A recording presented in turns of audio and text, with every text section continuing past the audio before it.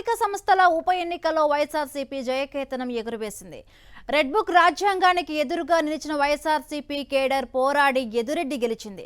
అక్రమ కేసులు, కిడ్నాప్లు, దాడులను వైఎస్ఆర్ కాంగ్రెస్ పార్టీ ఎదుర్కొంది. ఇక జడ్పీలు, మండల పరిషత్లలో మొత్తం 53 పదవులకు ఉప ఎన్నికలు జరిగితే ఏకంగా 32 పదవులను వైఎస్ఆర్సీపీ కైవసం చేసుకుంది. నిజానికి ఆ 53 పదవులు గతంలో వైఎస్ఆర్ కాంగ్రెస్ పార్టీవే. పలు కారణాలతో ఖాళీ కావడంతో ఎన్నికలు నిర్వహించారు అధికారులు.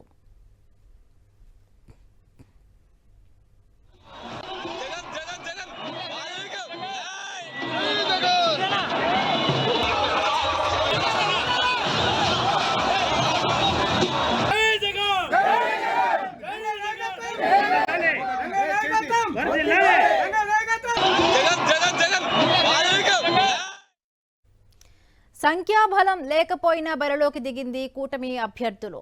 రెడ్ బుక్ అమలు చేసి గెలిచేందుకు కుట్రలు, కుతంత్రాలు పన్నారు. అయినా సరే ఎన్ని అడ్డంకులు ఎదురైనా గెలిపే లక్ష్యంగా వైఎస్ఆర్సీపీ విజయఢంకా మోగించింది. ఎన్నికల్లో కేవలం 9 చోట్లే గెలిచిన టీడీపీ వైఎస్ఆర్సీపీ సభ్యులను తమ వైపుకు తిప్పుకొని ఆ గెలుపును తమ ఖాతాలో వేసుకుంది. టీడీపీ బాటలోనే పోలీసులను ప్రయోగించి జనసేన కూడా చెరొక ఎంపీపీని కైవసం చేసుకుంది. 10 చోట్ల కోరం లేక ఎన్నికలు వాయిదా పడ్డాయి.